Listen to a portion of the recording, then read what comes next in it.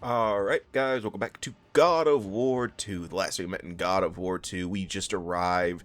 We got the Golden Fleece, and now we have arrived to the Temple of Medusa, or the Temple of Uriel, and we are now actually progressing a little bit in there. And by the way, one thing you will notice is I try to not... typically when I start a new session, I don't show the title screen again, so you will notice that a new session started whenever you see the loading screen for a couple frames instead of the actual save screen, because I'm not that great. I'm not perfect at editing, and also I just don't give that much of a fuck, because God of War 2 has God of War 2's loading screens are very fast. Like, I think they are, they're fast, and I like, people can complain about loading screens till the cows come home, but I will always compliment God of War 2 and God of War in general that their loading screens are never typically that long. I think the only time that I've seen a long loading screen in a God of War game is like 2018. Penny! Can you not? Penny, are you effective? You are effectively replacing Jasmine in this Let's Play channel, are you? I remember when you were quiet. Anyway. Yes, by the way, that was Penny the cat, and she is the other cat. I think she appeared in the Batman Arkham Knight video alongside Jasmine, who unfortunately passed away earlier this year, and I think Penny has decided to take her role in the channel. Anyway, what was I saying? Oh, and actually, we do have a bit of a boss fight. We actually have one additional boss fight real quick against Uriel. And, yeah, I'm not even going to try to censor this one. I'm going to see what happens. So, this is actually where you're supposed to learn more about the Golden Fleece and how effective it is. By the way, you could tell it's been a bit since I played the game because I forgot how the Golden Fleece worked. But, yes, you can parry pretty much every attack she has. And when you do, you'll enter like a mini game to where you'll you'll mash the circle button. Do make sure you actually... I think one thing that kind of kills me a little bit with that is that I sometimes forget that you actually have to mash the circle button. So I end up getting myself killed more often than... I end up getting myself petrified more often than not. Then again, I don't die from getting petrified because... The only time you die from getting petrified is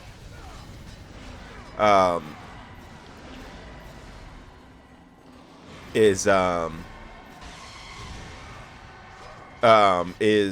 you get hit while you're still stoned, or if I believe if you're falling to the ground.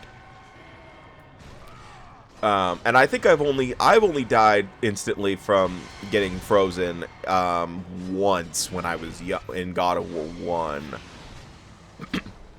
But I never had it happen in God of War 2.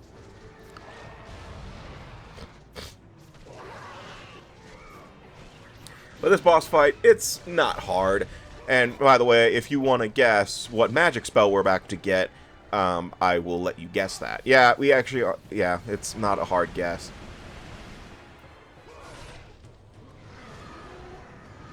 I mean, it's more of an interesting battle than what they did with Medusa in God of War 1, so I got to give them props on that.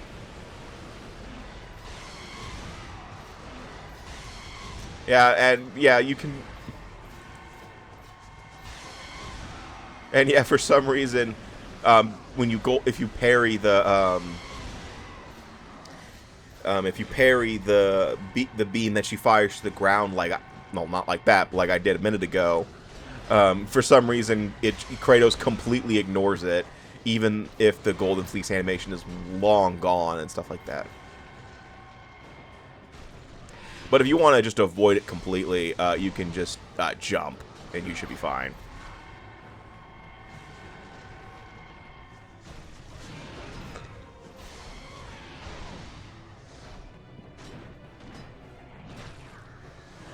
And for some reason, I'm using the Barbarian Hammer, even though I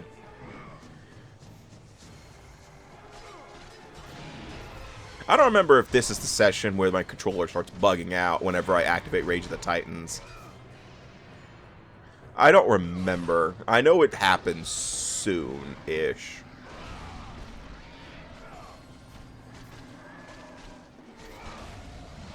Ooh.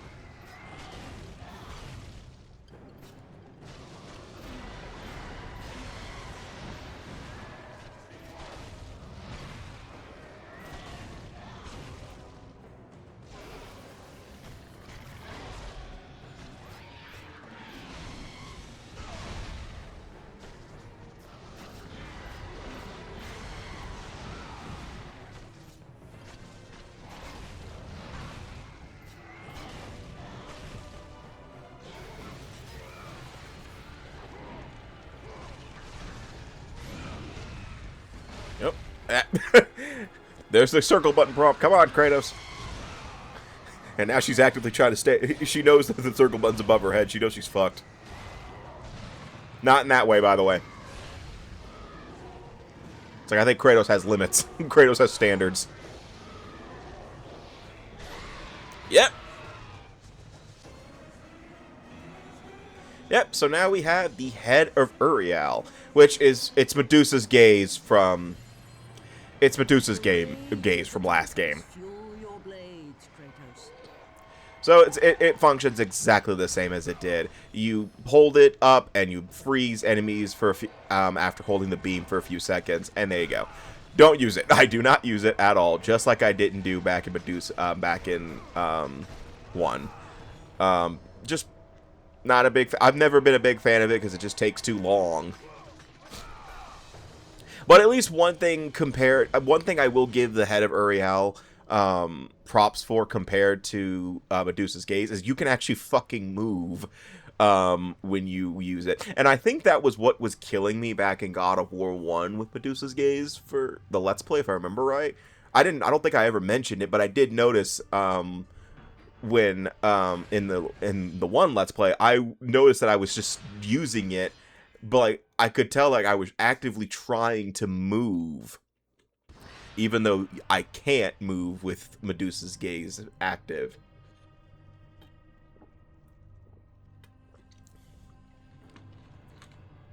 And we had ourselves a little bit of a puzzle here that involves time manipulation and stuff like that. But trying to think about tangent time, because it's this part's gonna be a bit boring without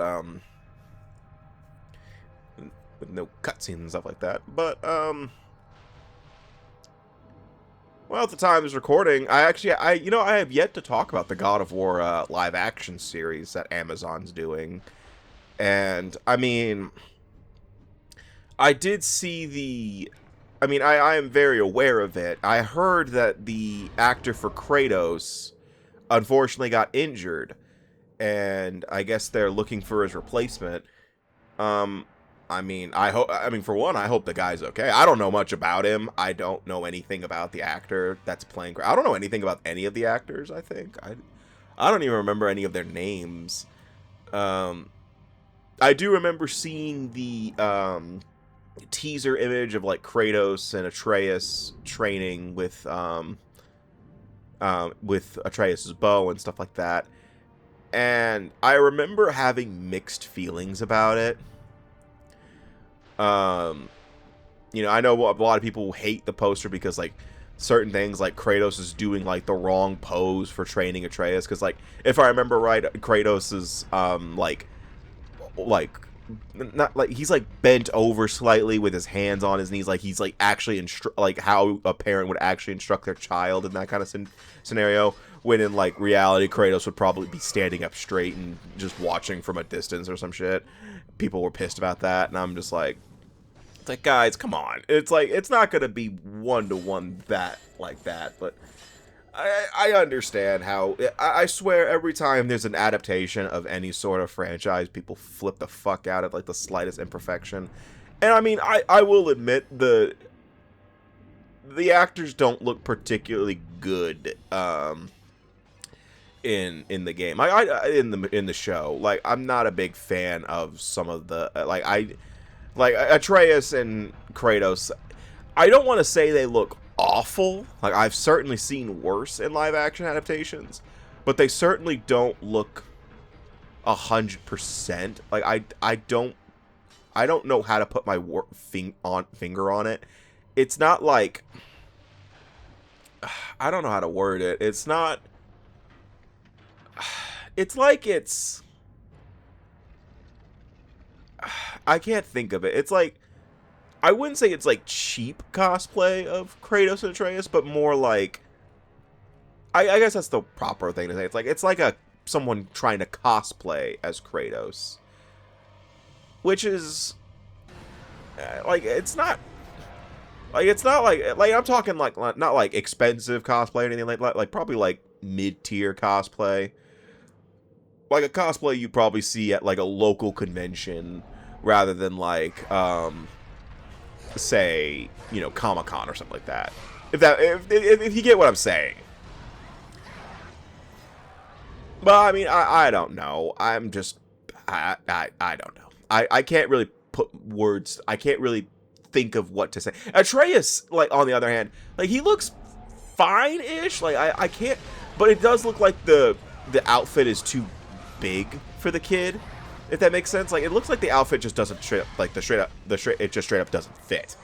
Like, it's too big for the kid. And that could be like a, you know, like a symbolic thing for like later in the show. Like, throughout the show, he'll actually grow up and he'll eventually fit into the garbs that his mother gave him or some shit. I don't know. Like, they could do that or something if they're doing, but you know, that's just the challenge of a live action adaptation of a video game or anything like that, is people will look at every little detail, and if it's not 100% right, people will flip the fuck out.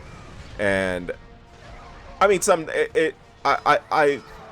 I'm not like, I like to think I'm not like that when it comes to adaptations. I try to be a little forgiving when it comes to that, like, or adaptations in general. Like, I know Devil May Cry fans so fucking much hate it when I say, like, if you say that you like the new Devil May Cry anime in any way, you are, I guess you are officially no longer a Devil May Cry fan if you say that. And I'm like, oh, well, fuck me, I guess.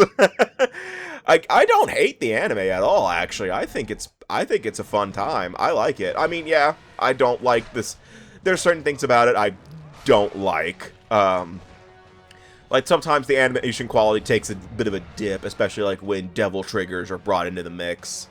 Some story elements, you know, piss me off a little bit, like how Dante was portrayed as a lot weaker than he actually is, or how Virgil got taken down by like the power of tasers in the first in that one scene where, you know, they use bodies by drowning pool.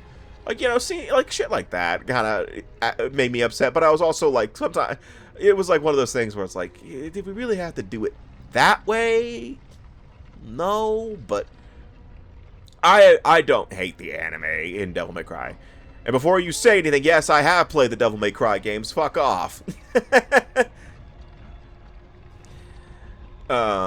It's funny to me whenever people pull that card if you say you liked the adaptation of something. It's like, oh, you like the Sonic movies? You've never played a Sonic game. Well, actually, I don't think people pull that card because the Sonic movies are actually considered universally. God damn it, I saw the chests back there. The Sonic universe is typically considered pretty good, actually, so far. I haven't really heard any major complaints except for Knuckles, as like the only show that I've ever heard anything too bad about. I mean, people still complain about the OG design, but they didn't go through with it, guys. They didn't do it, so you can calm down a little bit. They didn't go through with that design.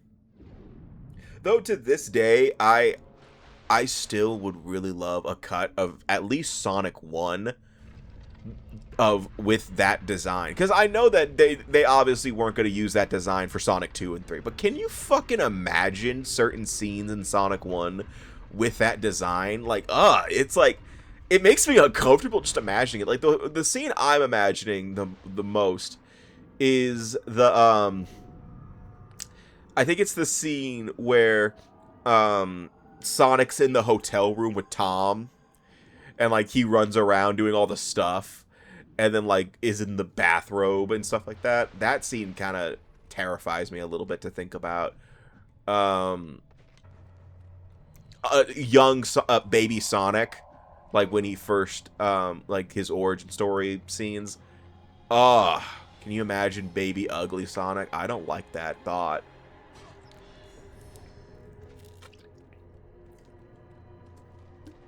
But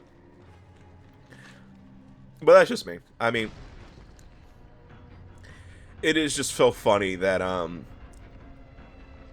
I also hear that they are doing a live action Persona show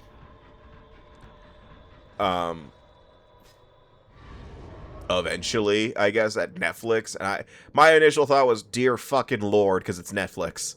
Netflix's live action adaptations are... Oof.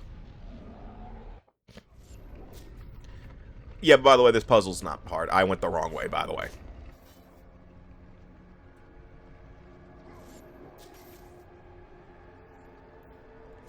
There is a chest right there that I'm trying to get. I'm still surprised I made that, but I've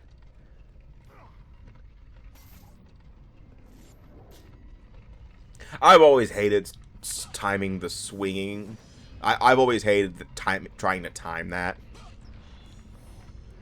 For grappling, I've always hated trying to time that like these kind of jumps. I've always hated that because I could never get it right. I never can. Contrary to the footage, I always feel like I never get it right. Oh, is this the fucking one with the... No, okay, no, this is something else. Okay. I was about to say, is this the one with the,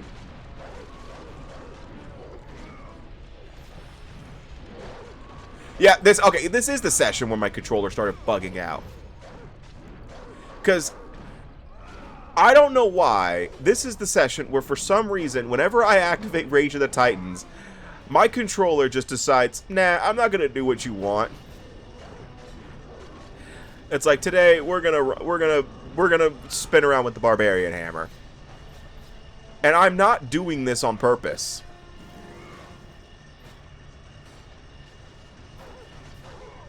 But this time it just magically fixed itself. But like every other time I have dealt with this, like, I don't know why my controller does this, and it pissed me off.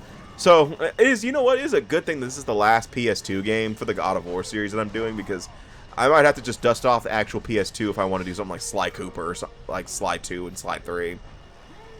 Because I have those. Yeah, I do have them on PS3. I think I do. I don't remember. But I chose to do God of War on the PS3 because, you know, it was the quality-wise. Oh, shit, I still have Ascension and Chains of Olympus and Ghost of Sparta. I'll figure it out eventually. I could also just always plug in a controller and get like a 10-foot cord or something. I know I know you could do that with PS4 controllers.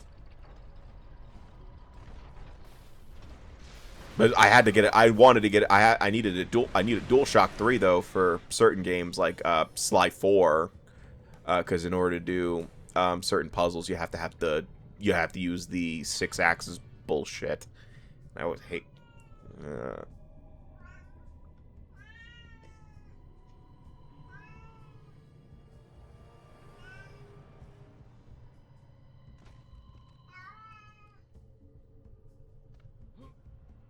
You done? That was that. I walked right into that one, didn't I? Just go back to sleep, you fucking idiot.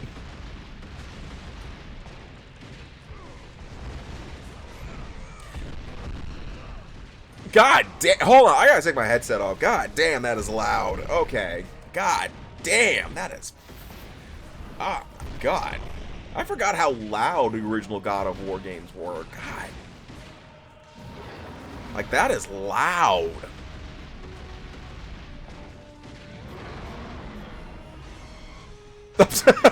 Oh, bullshit. I just can't parry a boulder. Well, actually, in Expedition 33, you can pretty much parry anything in Expedition 33. Even if I think there were attacks in Expedition 33 that you couldn't parry, but my L would still scream parry it.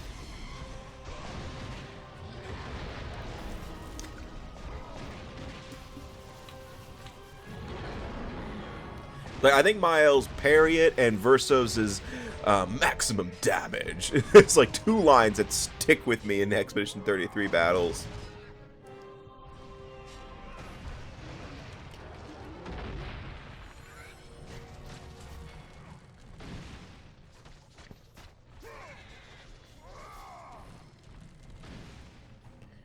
But yeah, that's our second boss fight with the fire minotaurs. I forgot what they're called, but that was it. That was it. It was an easier one. I think the third one's the biggest pain in the ass because you'll see it later on, where I think it's when we encounter Atlas, not the game company. When we encounter Atlas, it's like on a sinking platform, and you have to keep constantly jumping off and off it on it in order to for God's sakes. Hey guy, hey, oh man.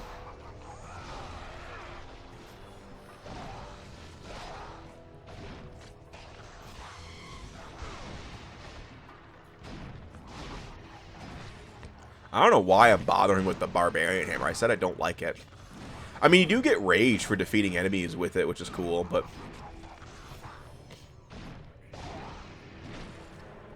I mean, besides that, that's really the only benefit I could see of it. Though I know people swear by it. I've seen people say that it's like one of the better sub-weapons in the game, but I've always been partial to the spear. Ah, yes, the masked loading screen.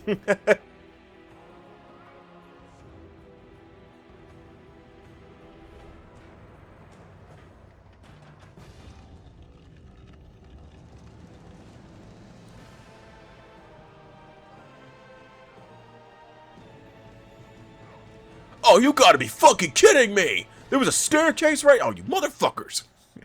Hate this place. Where's the Pandora's Temple? And by the way, yes, there is a reason I'm going back. Because if you remember when we first entered the Bog of the Forgotten, we got interrupted before we could get to these chests. Well, here, I can actually finally get them because I'm pretty sure the Barbarian isn't going to come out of nowhere.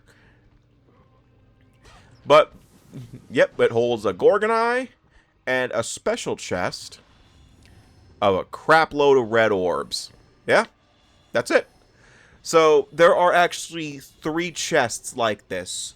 If you remember the Muse's Keys back in the first game, it's kind of like that, where they're basically permanent upgrades to a respective stat. So, so there's one that's for health, there's one for magic, and then there's the one for red orbs that I legit just got.